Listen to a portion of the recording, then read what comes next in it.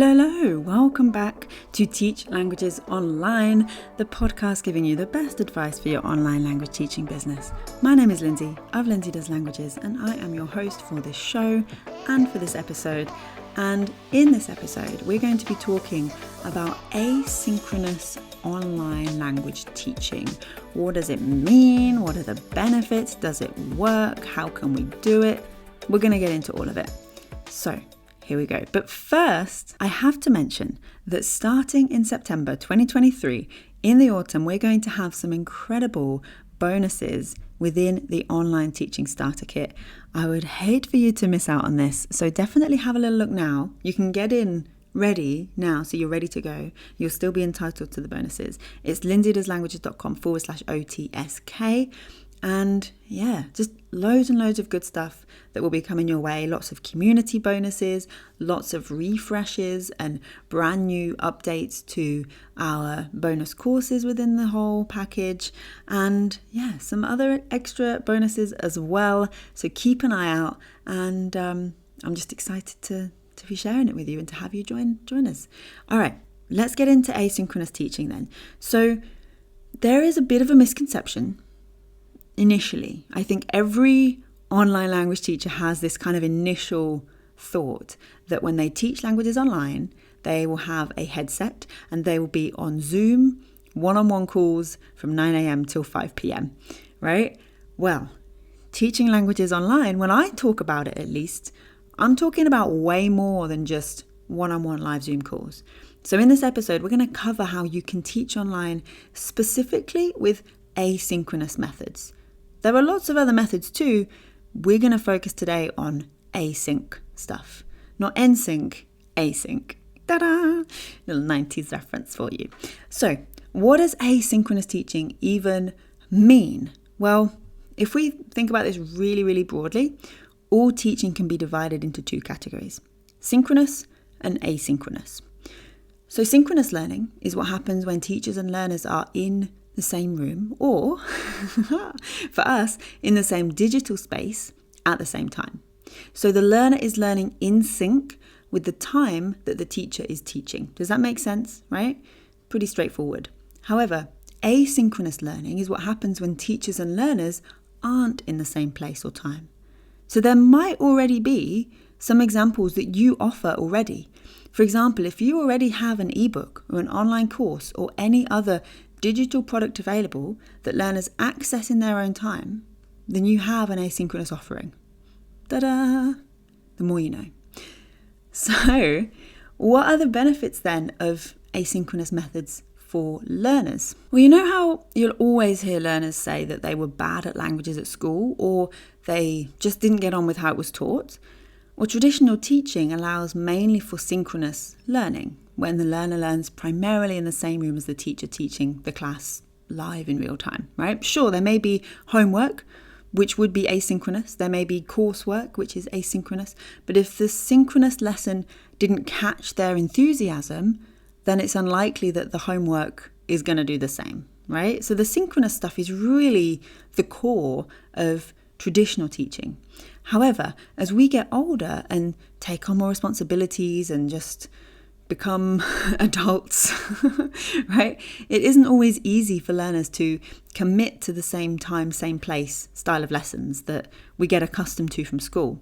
So offering asynchronous solutions helps to engage with more learners in a better variety of ways, right? It just works. It's you actually doing a really, really good service for your students by offering something that's asynchronous. For you, what are the benefits of asynchronous methods for teachers? Well, how many times have you taught the same lesson, right? You could teach the French present tense, irregular verbs in your sleep by this point. It gets dull after a while. And let's be honest, how bored you are with a topic reflects on how well you teach it when you're teaching in real time. So what if you record your lessons on your best, most enthusiastic day and then share them asynchronously, aka you make an online course that teaches them? What if that gives you then more time to respond to current questions that come up, possibly after people having studied your now more exciting French irregular present tense verb lesson? Well, asynchronous learning allows teachers the benefit of being able to teach more people without taking on more one-on-one live lessons. Because with that, eventually you hit a ceiling, right? So if you are teaching French, we'll stick with our example. You have like a French present tense irregular live workshop that you teach one-on-one privately. You then might think, okay, I want to teach more students. I'm going to do it as a group live session. Okay, that's great too. But what about if that then becomes also an online course? And from time to time, maybe once a year, you do decide to teach it live to help you refresh the course materials and keep things fresh and updated. You can do that too. You can combine. But having that course is really going to help you to teach more people overall. So asynchronous options too allow you to be more flexible with your working hours. So you're no longer glued to your desk every Tuesday afternoon because that's when you have your weekly live call. Even if there's no one showing up to it, that's what you've committed to. And so you're stuck with that in your calendar, right? If you've got something asynchronous, you have that flexibility as well with your calendar. So you need something else to help you expand and to reach more people in smart and effective ways that don't end up just burning you out. So we're going to look at a few asynchronous options. We've got six. We've got six that we want to go through. Have a little listen. Think about it. Decide what would work best for you and how you could apply it. These could be part of a bigger program or a bigger product, a bigger service, or they could be sold individually, right? So it's up to you. There's no like blueprint. There's no one way of how to do this. So asynchronous method number 1, live support. Whoa, contradiction. What is this? Well, of course, there's still demand and room to offer live support if you enjoy it and if it makes sense to you, right? In the traditional sense, you can still do that. One-on-one or group or monthly check-ins, whatever works for you. If that fits and there's demand and there's space, go for it. However, it's also worth thinking about the various ways that you could support someone with live support beyond 1 hour at a specific time, sound Zoom. So you could use tools like Voxer, Slack, or WhatsApp to make live support longer. Stretch it out a little bit. Instead of it being 1 hour on Zoom, it could be a day on Voxer. Instead of it being 1 hour on Zoom, it could be a week of WhatsApp support, right? These tools allow you to share things easily, to go back and forth as much as you need. So the good news here is you don't have to be glued to your desk all day for this, right? It could be that you offer a full working day, 24 hours, 48 hours, or even a week of asynchronous support via these methods. And at first, maybe you think, whoa, I'm replacing an hour with a week of my time. What is this? That sounds like a lot. That's just wild. What? But in reality, you'll only just be checking in during those times. So it doesn't mean that you will be having to respond like 24/7 for an entire week of asynchronous support, and then you'll be regretting it and thinking, oh, I should have just done an hour. That's not really how it works. I find that using Voxer for support works especially well if I'm giving continued feedback that people can go away, apply, and then return to me and share the results, all within one feedback booking, right? So for example, if we have like a one-on-one personal support week, it might start the week where we have a bit of back and forth in sort of real time, like questions. And then we get to a point where I say, okay, and have you tried this resource? Okay, tomorrow, Tuesday, start your day by doing this thing differently. And then you go and do that. And then we check in later in Tuesday. So it's actually really, really interesting way of doing things, because it's not like you have to wait until a week later to to hear how it went when they've already forgotten, because they have lots of other things happening in their life, right? So live support can be really nicely extended without it taking over your life with asynchronous methods. Asynchronous method number 2, human feedback. So sometimes the support that you give won't need to be for as long as that. And I'll give you an example. Every month in Language Life, people submit their monthly review of how things went with their language learning that month, right?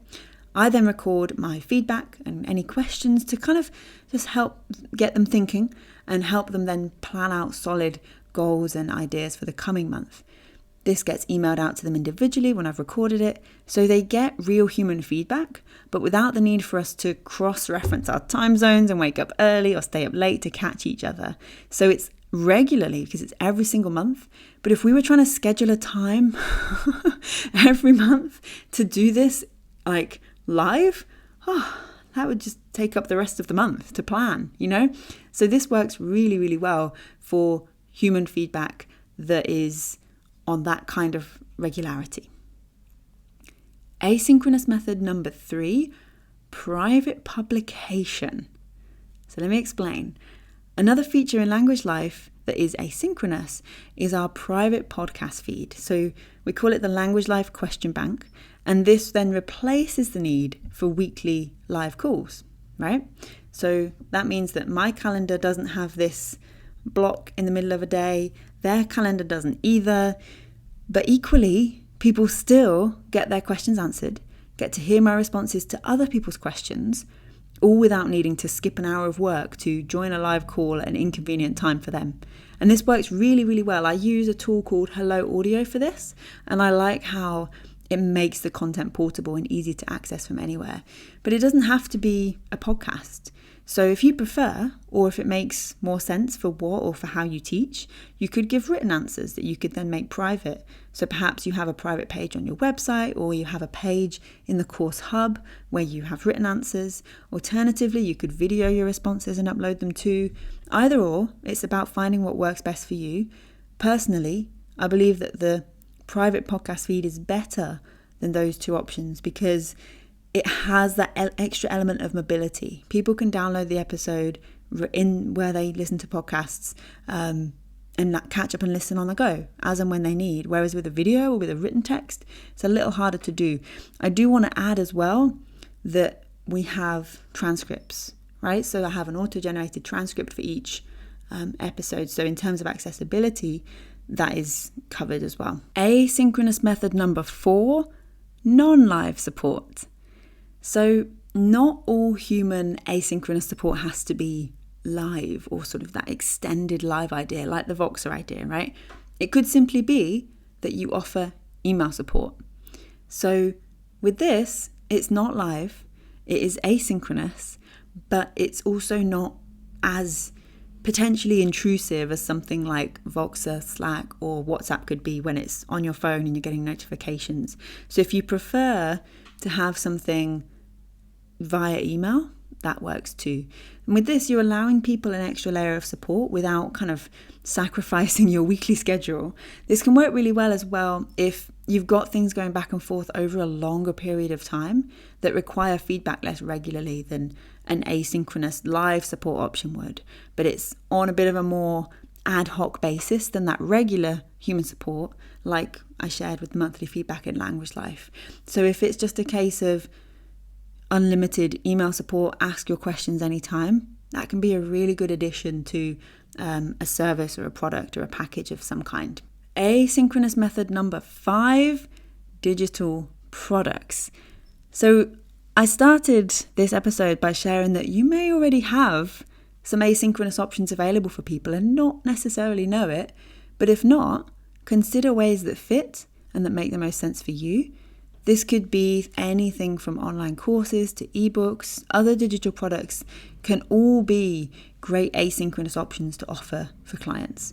And not only do these help to generate additional income for you once they've been created, but they give your clients a really great insight into what it's like to work with you without that full commitment. So many people I work with in a more personal and engaged capacity started by joining an online course of mine, for example, or downloading the planner, right? So there's lots of ways that this benefits you beyond just the initial obvious ways. And finally, asynchronous method number 6, quizzes. So another option not to forget that can be really useful as a way to give instant feedback asynchronously is quizzes. So if you've got something, if you're teaching something with a definite answer, and every single time that a new student goes through it, Previously, perhaps they would email you their responses or send you directly in some other way their responses, and you go, yeah, that's correct. You tick the quiz and it's the same answers, right? There's one correct answer for everyone. Go for a quiz, because this way you've saved yourself a ton of time kind of marking and checking and verifying this stuff. So if you've got something already like online courses and things like that, quizzes can act as a great way to give feedback without eating into your time or requiring more live and synchronous work from you. So it helps clients as well, because they then know they're going in the right direction. They can check everything they've understood to that point, and it just feels much more confident when you are working through something. It's a really great booster for motivation of, oh, okay, I'm on the right track. I've got everything here. And now I'm okay to move on. You know how sometimes you might be in a course and like there's nothing to check, and so you sort of feel a bit untethered of like, oh, can I move on yet? Should I? Oh, I'm not sure. But quizzes can help give that confirmation, that instant feedback that some students really thrive on. All right, so that is it for this episode. As I mentioned, do have a little look at the Online Teaching Starter Kit, because we've got lots of updates coming in the autumn. I'm very excited about, and I would hate for you to miss out. So have a look, lindsaydoeslanguages.com/OTSK. You can join now, you can join at the start of September. I'll be letting you know when it's all kicking off and all happening. And have a wonderful rest of your day. Any questions, as always, you can email me, lindsay@doeslanguages.com, and I'll speak to you very soon. All right, thank you. Bye.